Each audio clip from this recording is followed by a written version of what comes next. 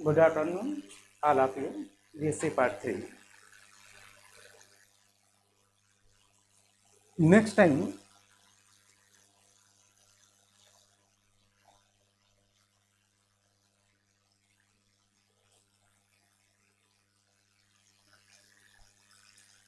बात कर रहे थे बेटा वांट ऑफ रिएक्शन आइसोथर्म की। इसमें हम लोग यहाँ तक बात की जा चुकी थी।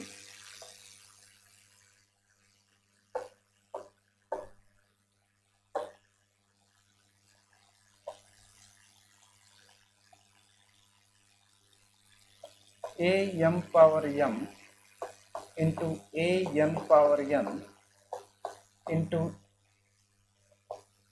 dot dot dot dot upon a power a into a b power b into dot dot is equal to e power minus delta g naught upon rt। बताइए, नेक्स्ट टाइम यहीं तक बात की जा चुकी थी।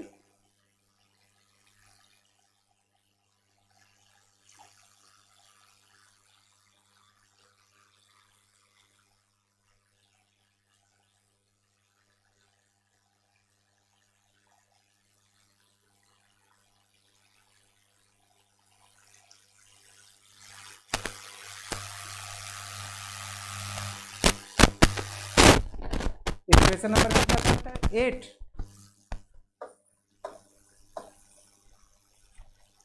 यहां तक नेक्स्ट टाइम हम लोग बात कर चुके थे। अब उसके आगे हम बात करते हैं। जो डेल्टा जी नॉट है यह टेम्परेचर पर डिपेंड करता है। ठीक, delta G naught is the function of only temperature. ठीक, डेल्टा जी नॉट किस पर डिपेंड किया बेटा? टेम्परेचर पर। अगर टेम्परेचर भी कांस्टेंट कर दिया जाए तो डेल्टा जी नॉट भी कांस्टेंट हो जाएगा। अर्थात at a particular temperature delta G naught upon R T is a constant. अगर इसका e the power minus constant हो गया तो यह पूरा टर्म भी कांस्टेंट के इक्वल होगा। यहां लिखेंगे since delta G not is the function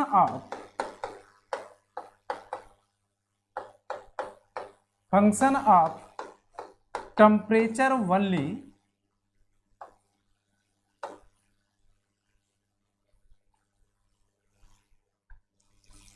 and R is the gas constant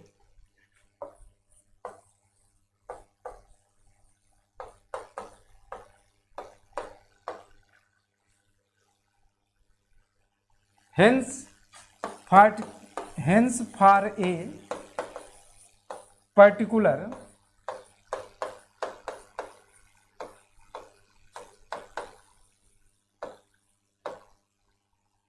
for a particular temperature e power minus delta g naught upon RT must be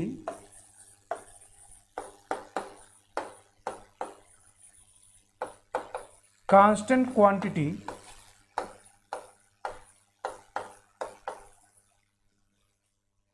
particular temperature e to power minus delta g naught upon RT must be constant quantity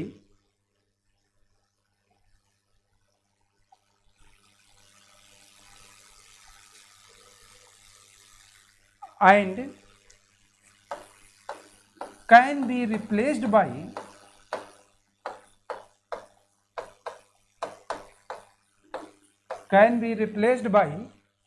equilibrium constant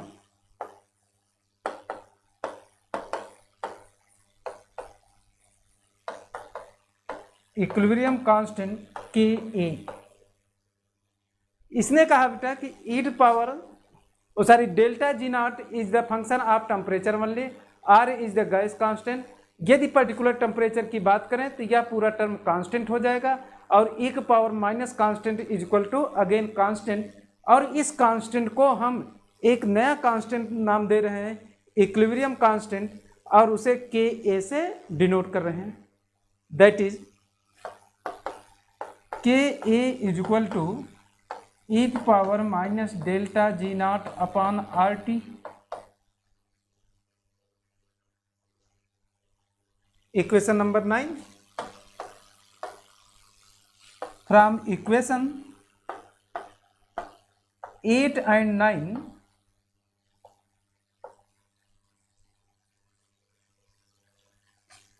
a m power m into a n power n upon a power a into a b power b dot dot is equal to e power minus delta g naught upon rt is equal to ka।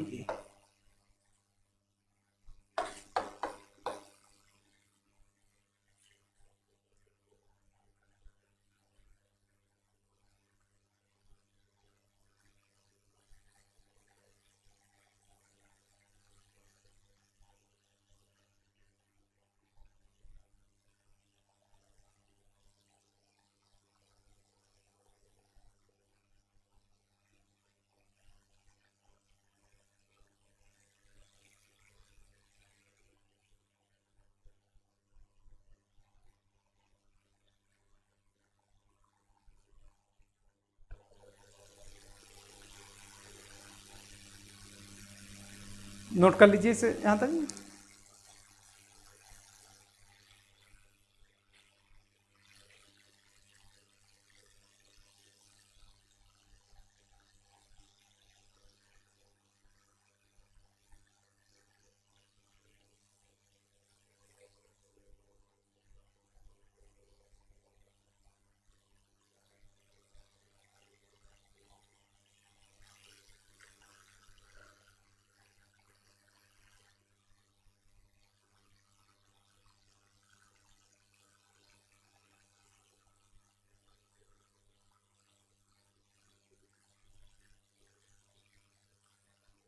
चलिए आगे बढ़िए।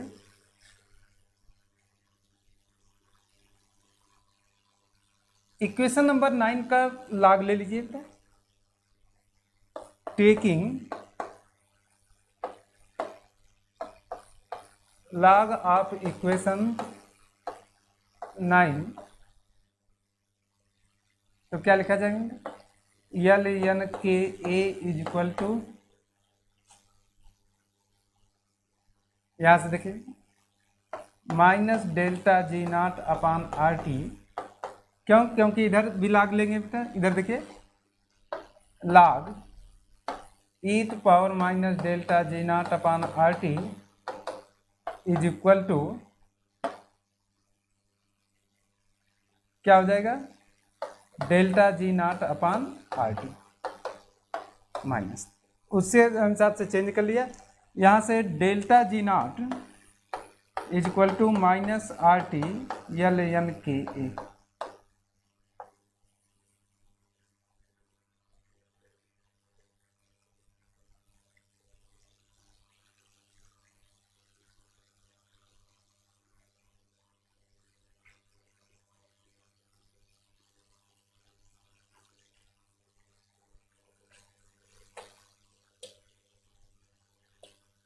इधर देखिए delta naught is the function of temperature only. कहने का sense यह है बेटा कि delta G naught is the function of temperature only. ठीक, अगर डेल्टा जी नॉट फंक्शन है किसका? टेम्परेचर का, तो टेम्परेचर पर डेल्टा जी नॉट डिपेंड करता है। यदि टेम्परेचर को कांस्टेंट कह दिया जाए, टेम्परेचर कांस्टेंट होगा तो डेल्टा जी नॉट भी हमारा क्या हो जाएगा? कांस्टेंट क्वांटिटी हो जाएगा। जब ये कांस्टेंट क्वांटिटी हो गया तो e power minus delta G naught upon R T भी हमारा क्या होगा? एक कांस्टेंट क्वांटिटी ही होगा।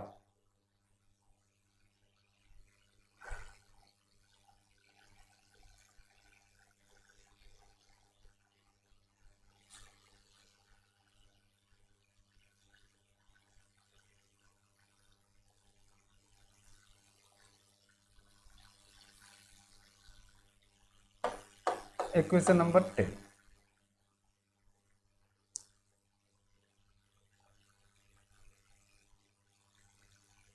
where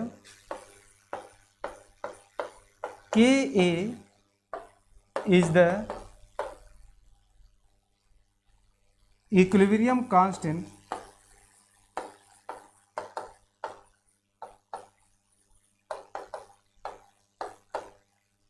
where Ka is the equilibrium constant at a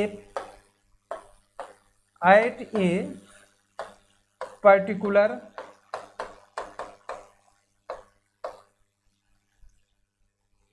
temperature,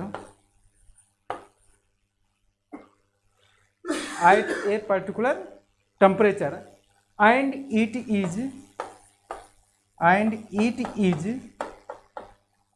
constant quantity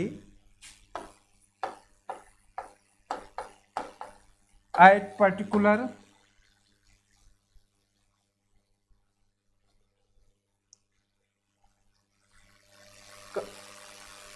क्या लिखा है, and it is constant quantity and temperature changes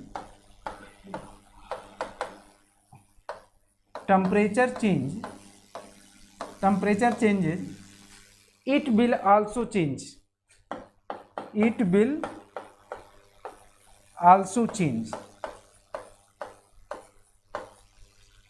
correct है कि वेयर के इज द इक्विलिब्रियम कांस्टेंट है एट ए पर्टिकुलर टेम्परेचर, एक निश्चित टेम्परेचर पर यह क्या है, equilibrium constant, and it is constant quantity and temperature changes it will also change. अगर टेम्परेचर वेरी करेगा तो निश्चित रूप से यह भी इक्विलिब्रियम कांस्टेंट भी हमारा वेरी करेगा।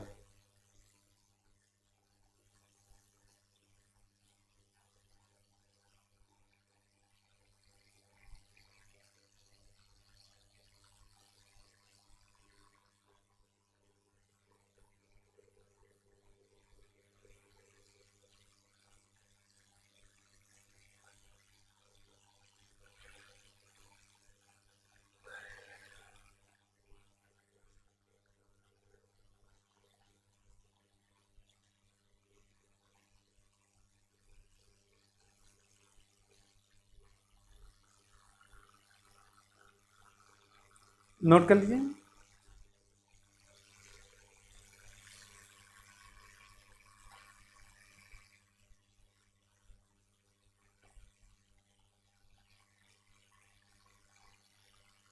जरा ये कौन सी इक्वेशन थी बेटा, बोलिए तो। Delta G is equal to delta G naught plus R T L N A M power M into A N power an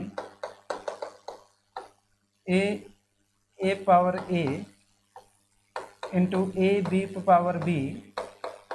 equation number कितना था इसे,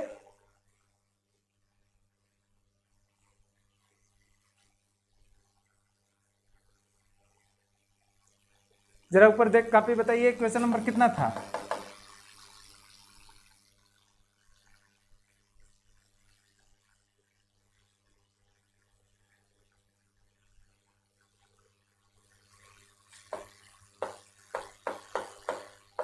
Putting the value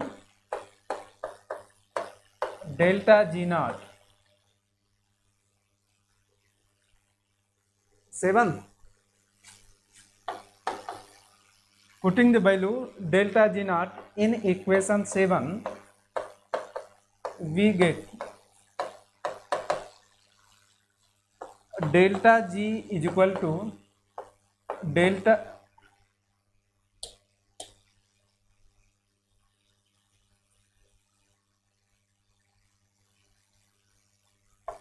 minus R T L N K A plus R T L N A M power M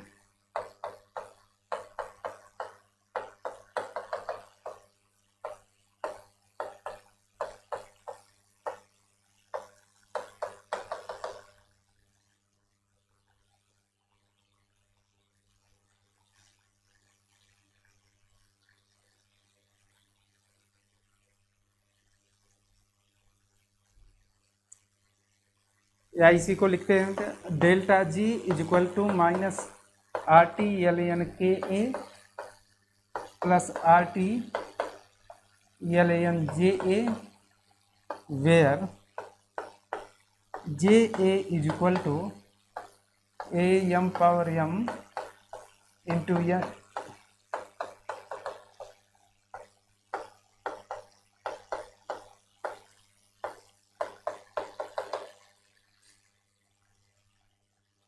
इसी को जे ए कहा गया, इतने term को जे ए कह दिया गया।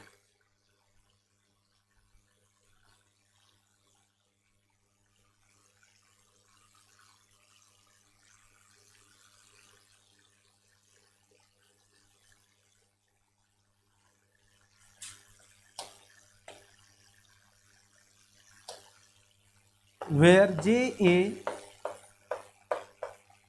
is the equilibrium constant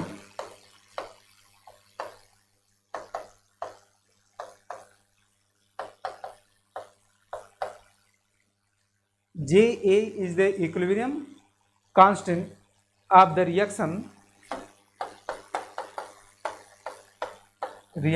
in terms of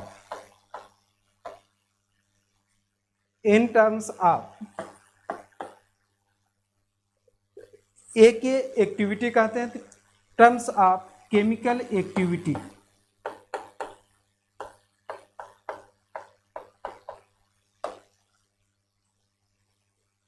जब भी पेपर में आता है तो यही चीज प्रूव करने के लिए आता है कि prove that delta G is equal to minus R T L N K plus R T L N जे।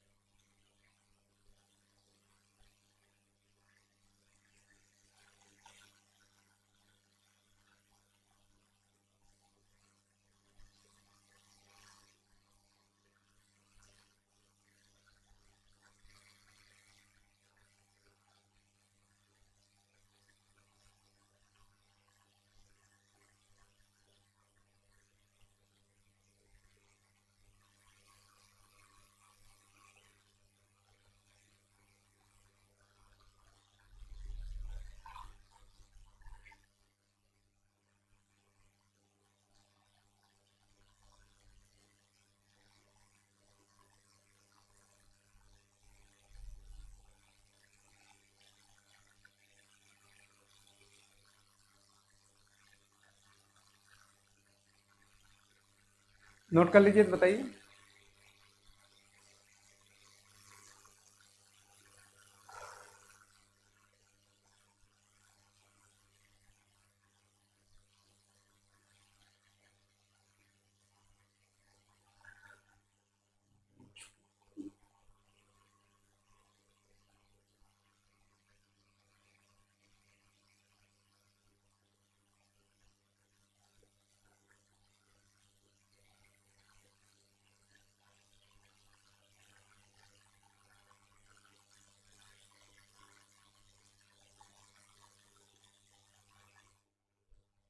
चलिए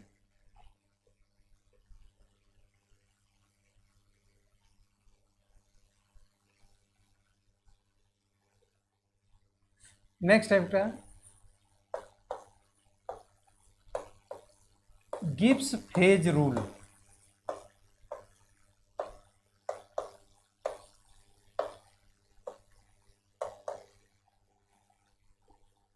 चलिए फार्मूला बताइए गिब्स फेज रूल का क्या होता है।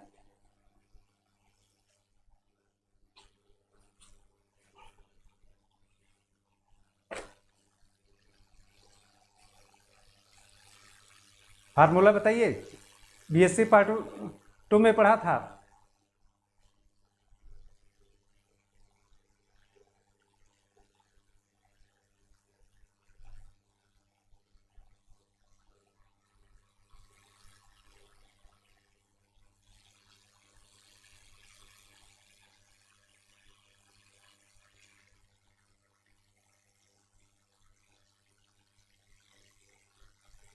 गिब्स फेज रूल बताइए।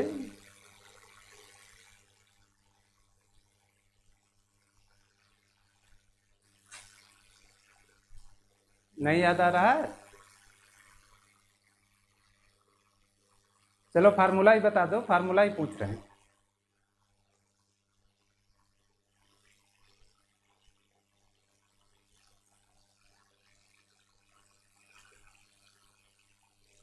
Gibbs phase rule.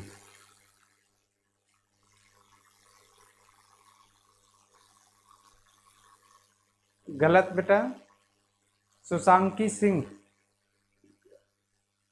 गलत है।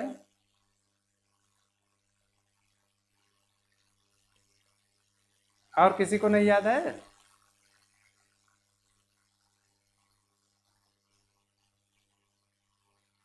अरे भाई, सिंपली गिब्स फेज रूल क्या था? F plus P is equal to C plus two. याद करिए, बीसी पार्ट 2 में फेज चैप्टर में पढ़ाया गया था। यदि कोई हमारा हेट्रोजीनियस सिस्टम है, ये क्या विकास कुमार तिवारी क्या लिख दिए हो? यन कहाँ होता है जी? कोई भी यदि हेट्रोजीनियस सिस्टम है तो उसके जो number of degree of freedom और जो नंबर ऑफ फेजेस दोनों का equal is equal to number of component plus 2 होता है। तो फेज रूल क्या कहता है? यदि कोई हमारा हेट्रोजीनियस सिस्टम है, कोई भी हेट्रोजीनियस सिस्टम होगा, तो sum of the number of degree of freedom and the number of phases are equal to number of component plus 2। F होता, यन नहीं होता।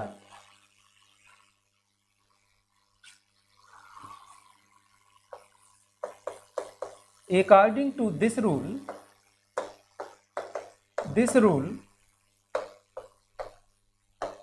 न्यूटन का मान लिखेंगे। In a heterogeneous system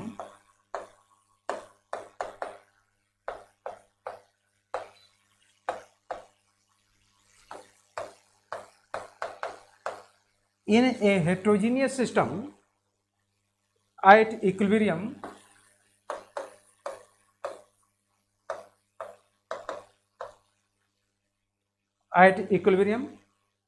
the sum of the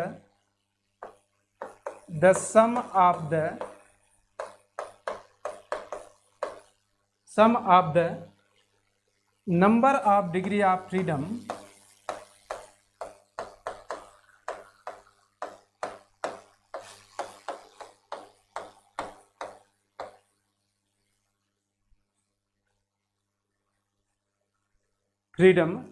and the number of phases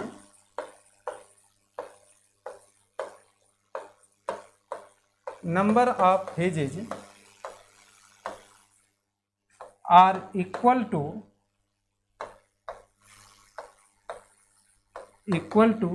number of component equal to the number of component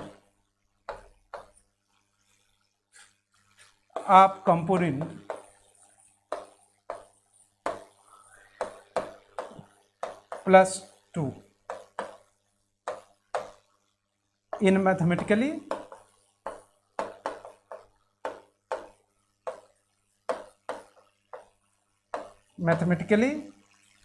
P plus F is equal to C plus 2।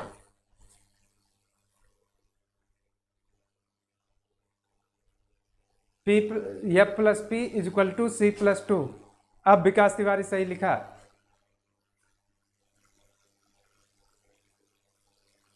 चाहे F plus P कहें, चाहे P plus F is equal to C plus 2।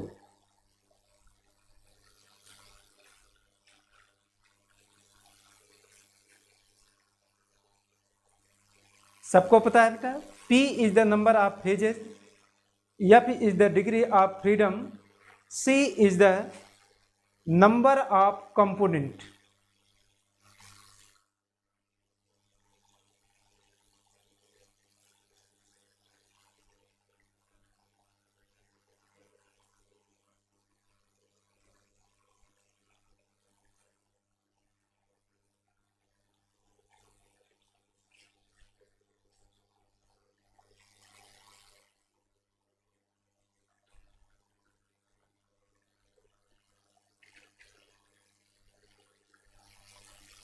चलिए next heading डालिए बेटा, thermodynamic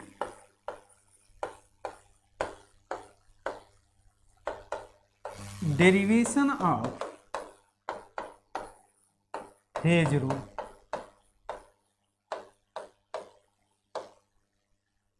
thermodynamic derivation of phase rule.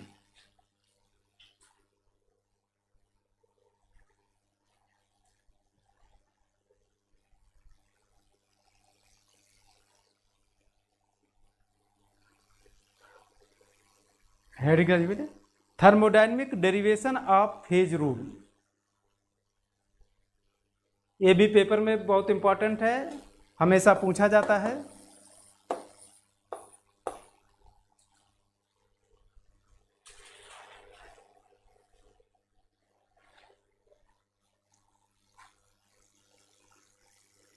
Note कर लीजिए।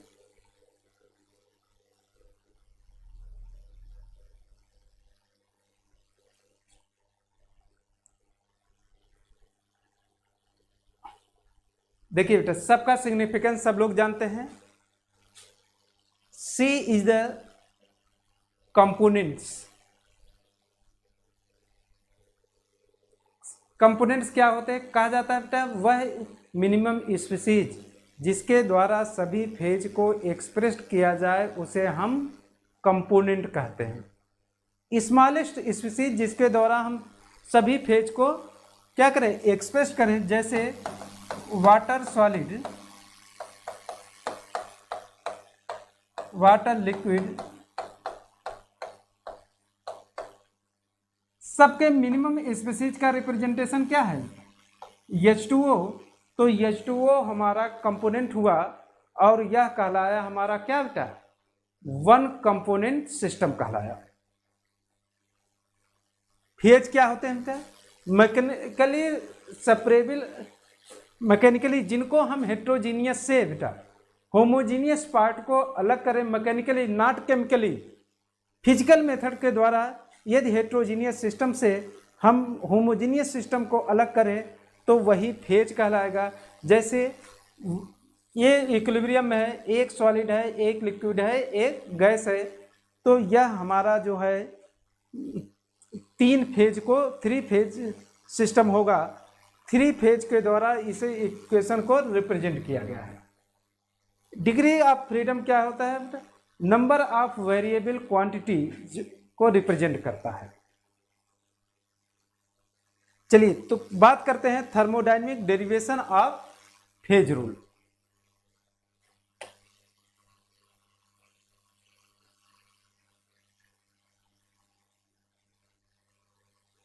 Thermodynamic derivation, हम मान ले रहे हैं कोई हेट्रोजीनियस सिस्टम है। लेट अस कंसीडर, कोई एक हेट्रोजीनियस सिस्टम मान ले रहे हैं। Late us consider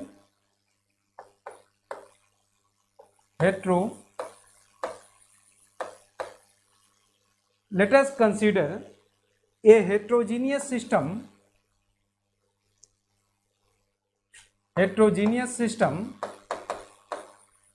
having C component,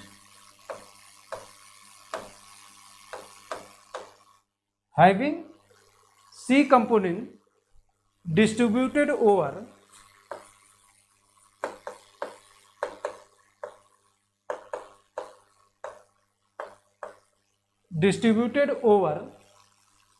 P phases।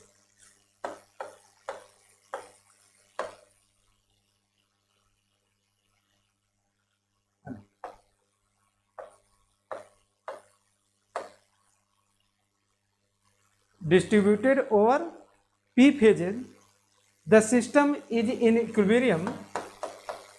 The system is in equilibrium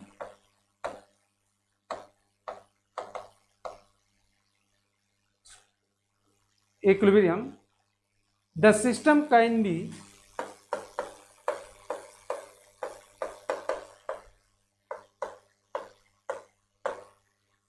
be completely defined by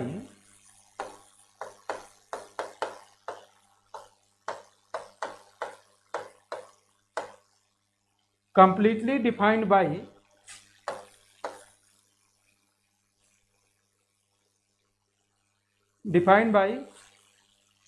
following variables, या स्पेसिफाइंग लिखिए,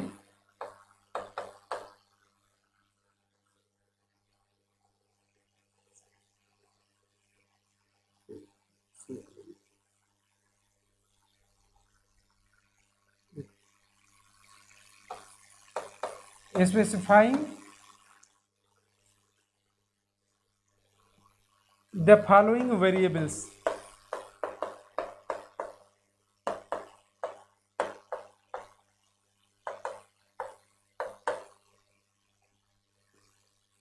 देखिए क्या लिखा है कि let us consider a heterogeneous system having C components. कोई एक हेट्रोजीनियस सिस्टम है जिसमें सी कंपोनेंट्स हैं, डिस्ट्रीब्यूटेड ओवर पी फेजेस, और वह पी फेज में डिस्ट्रीब्यूट है। The system is in equilibrium, the system can be completely defined by specifying the following variables. जो सिस्टम है वह कंप्लीटली डिफाइंड होगा कुछ फॉलोइंग वेरिएबल के द्वारा। कौन कौन से ऐसे वेरिएबल्स हैं जिसके द्वारा पूरा सिस्टम हमारा डिफाइंड होगा, कोई बताएगा?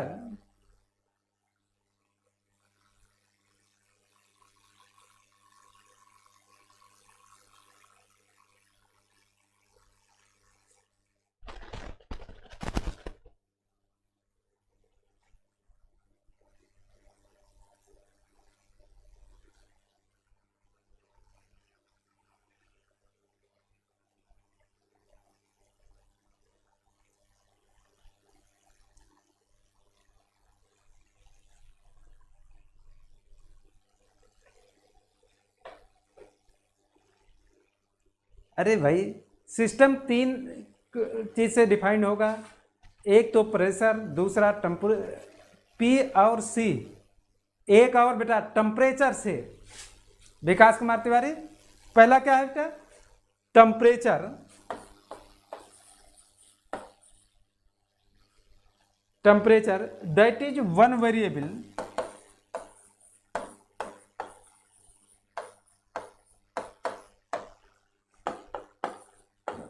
दूसरा प्रेशर, वन वेरिएबल, तीसरा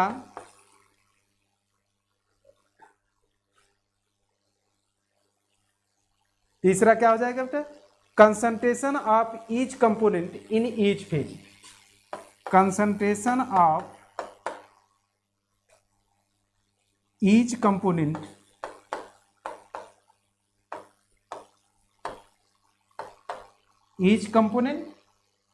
in each phase।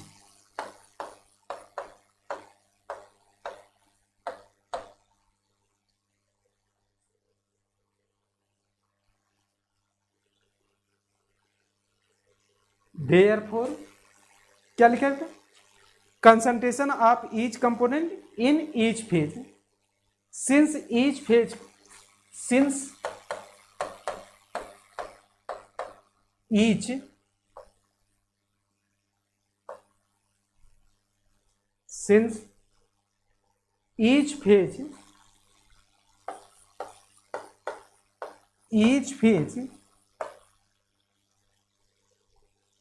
contain C component,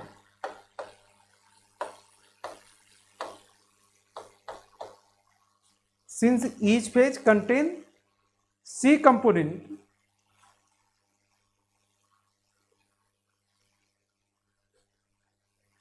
concentration variables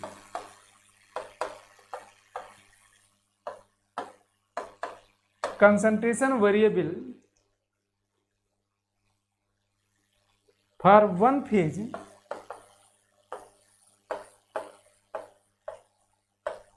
will be C, therefore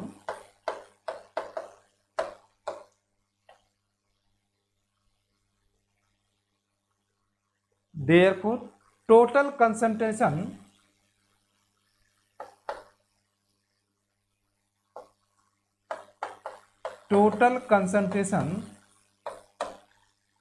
therefore total concentration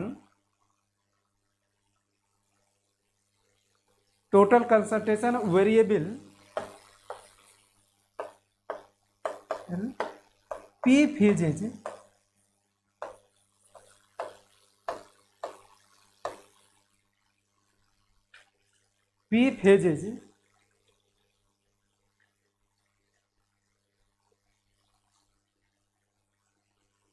will be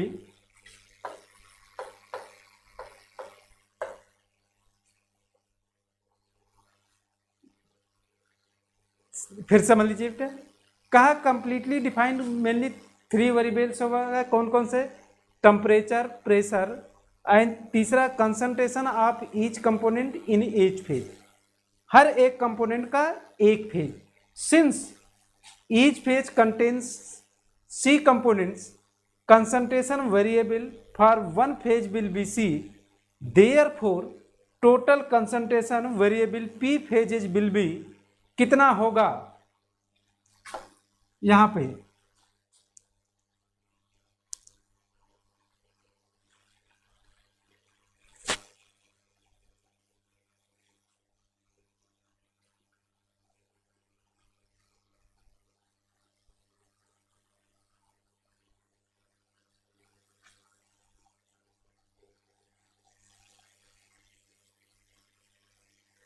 बताइए कितनी वैल्यू होगी।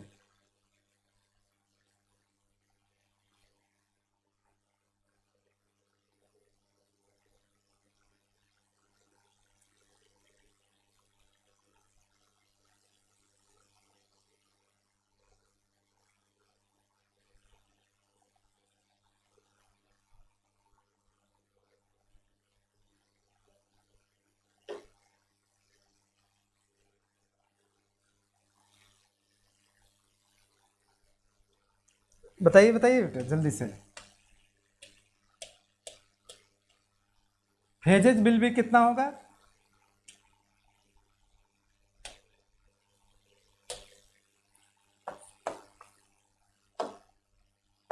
बताइए। टोटल वेरिएबल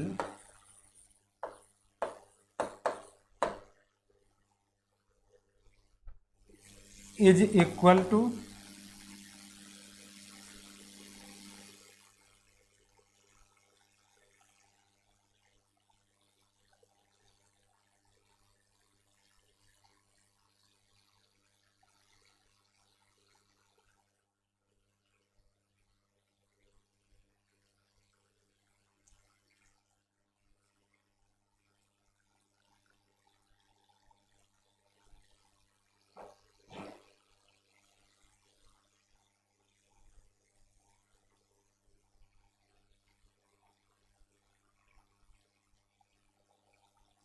अरे भाई concentration of each component in each phase, since each phase contains C component, एक phase में C components, तो P phase में कितने कंपोनेंट्स वेरिएबल्स कितना हो जाएगा, पी इंटू सी हो जाएगा,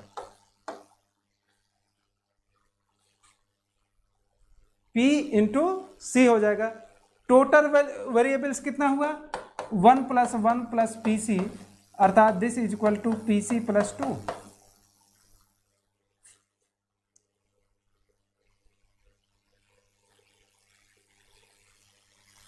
but all the variables are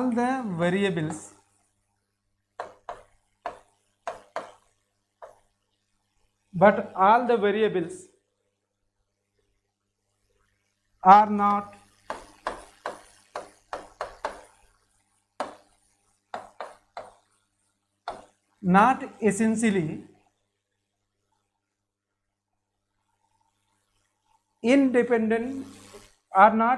essentially independent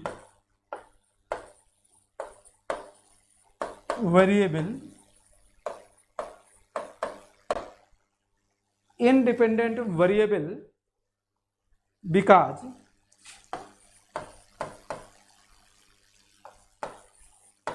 restriction, because restriction imposed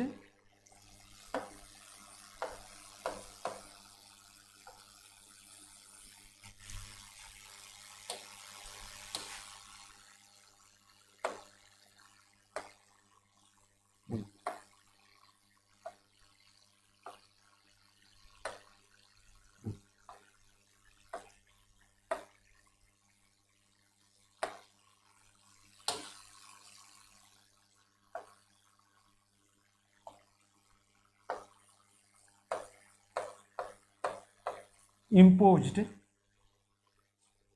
PC check with you, imposed by the equilibrium condition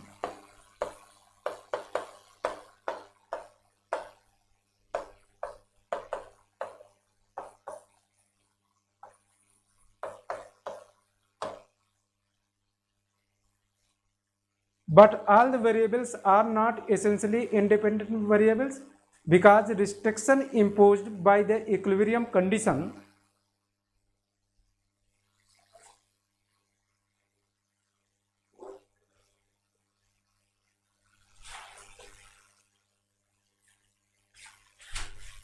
the restriction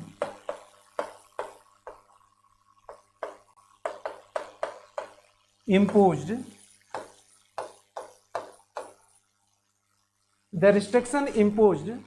by the equilibrium condition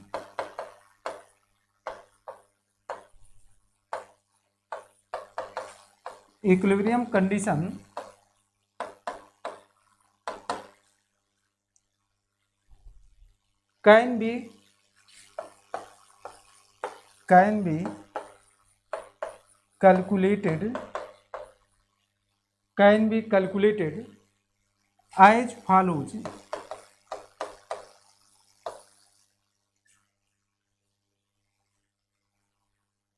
But all the variables are not essentially independent variables. जितने variables हैं बेटा वह essentially independently नहीं है because restriction imposed by the equilibrium condition. उनके लिए क्या होगा, एक रिस्ट्रिक्शन इम्पोज्ड इक्विलिब्रियम कंडीशन होगी. The restriction imposed by the equilibrium condition can be calculated as follow. जो रिस्ट्रिक्शन इम्पोज्ड कंडीशन होगी उसको हम कैसे कैलकुलेट करेंगे, can be calculated as follows. उसको कैलकुलेशन चल रहे हैं करने.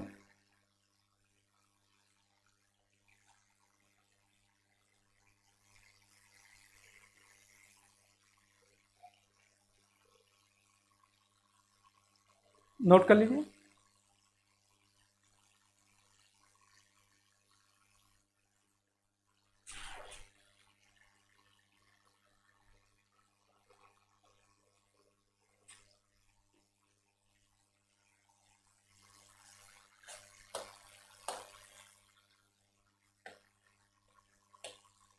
अब जो रिस्ट्रिक्शन इम्पोज्ड इक्विलिब्रियम कंडीशन है उसको कैलकुलेट कर लीजिए. तो पहला कंडीशन को हेडिंग के रूप में मेंशन करिएगा. The sum of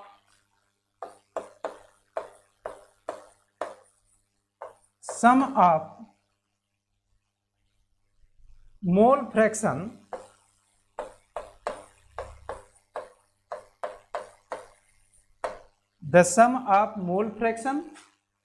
of all the component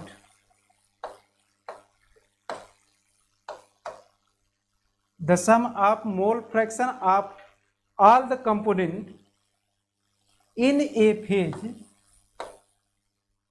in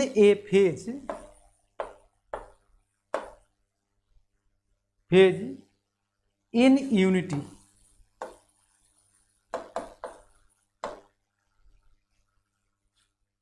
correct. The sum of mole fraction, जितने भी मोल फ्रैक्शन है ऑल ऑफ द कंपोनेंट, सभी कंपोनेंट्स के लिए in a phase is in unity. सभी फेजों का जो total sum of mole fraction है वह हमेशा यूनिटी होगा अर्थात 1 के इक्वल होगा.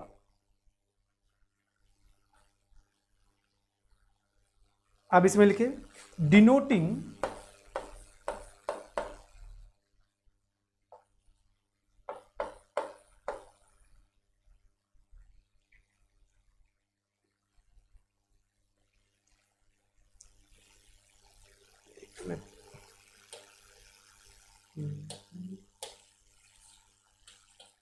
अब देखिए सभी फेज को लिखेंगे।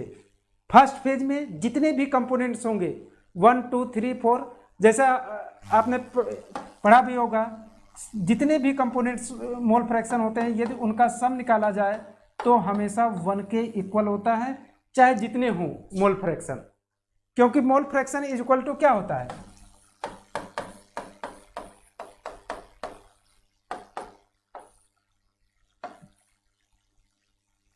Number of moles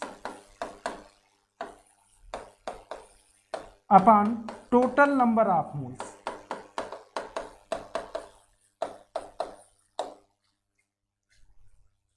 number of moles जिसका निकालना है उसका नंबर ऑफ मोल्स, और टोटल नंबर जितने स्पीसीज उसमें प्रेजेंट है उनके नंबर ऑफ मोल्स को ऐड करिए। सबको यदि ऐड करें टोटल मोल फ्रैक्शन हमेशा जब भी निकाला जाता है, चाहे किसी मिक्सचर का निकाला जाए चाहे जिसका निकाला जाए, हमेशा वह वैल्यू 1 के इक्वल ही आती है। यहां लिखेंगे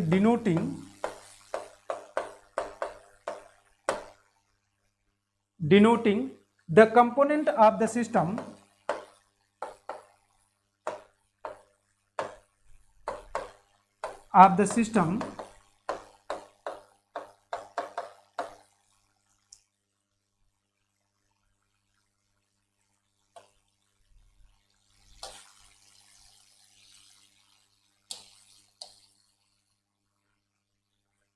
denoting the component of the system by 1, 2, 3 dot dot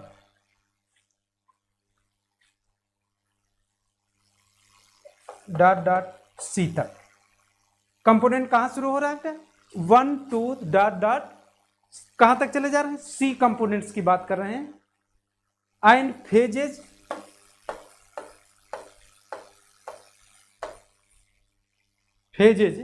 by first comma second comma third dot dot dot P.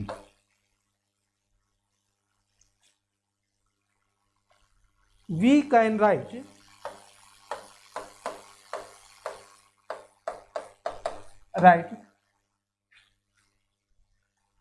the following equation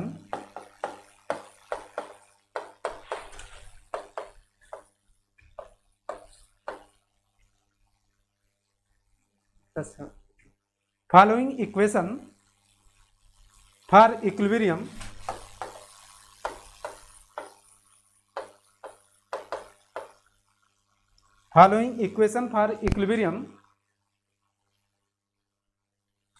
when there are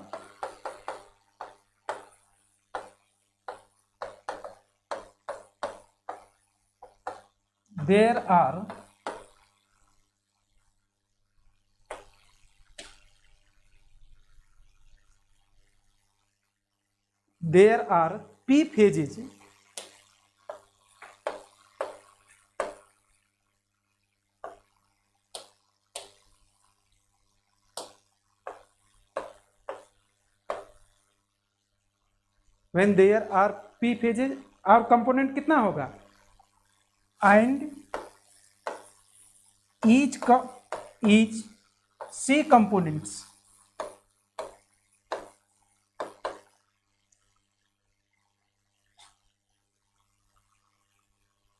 equation को लिख डालिए। देखिए इक्वेशन कैसे लिखते हैं। अब हम फॉर फेज फर्स्ट के लिए लिखने चल रहे हैं। फॉर फेज फर्स्ट के लिए कैसे लिखेंगे, x mole fraction 1 1 first second, इस तरीके से x3 first plus dot dot dot plus x, first हो जाएगा। और नीचे क्या हो जाएगा, कंपोनेंट, नीचे के टर्म क्या डिनोट कर रहे हैं, कंपोनेंट। और आपने कहा सभी कंपोनेंट का सम जो होता है हमेशा कितना होता है, 1 के फेज इन यूनिटी, अर्थात 1 के इक्वल। इसी तरीके से फॉर फेज सेकंड के लिए x second 1 plus x2 second plus x3 second plus x second c is equal to 2। अरे सॉरी,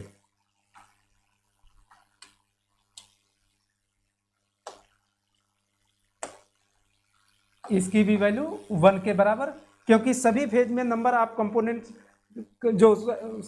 जो मोल फ्रैक्शन है उसका सम हमेशा कितने के इक्वल आ रहा है, 1 के इक्वल। इसी तरीके से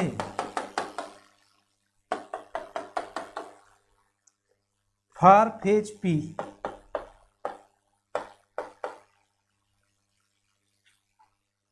क्या लिखेंगे, x1p x2p plus plus dot dot xp is equal to 1। नीचे लिख लेंगे बेटा, total number of equation is equal two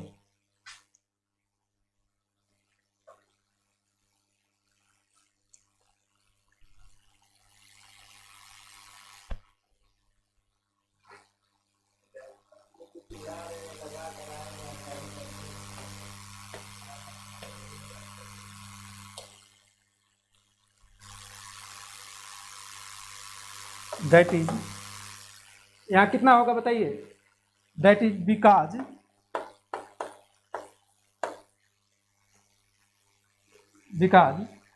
of mole fraction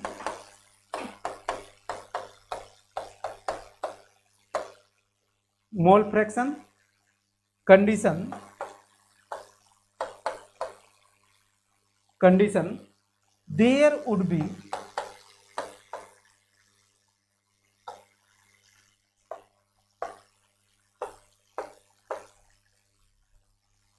there would be P restriction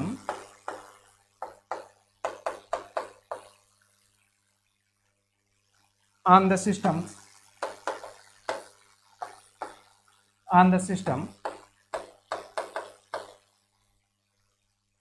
कितने फेज होंगे, टोटल नंबर ऑफ इक्वेशन कितने होंगे, अरे एक इक्वेशन, दो इक्वेशन, कहां तक गए, P तक गए, total number of equation P।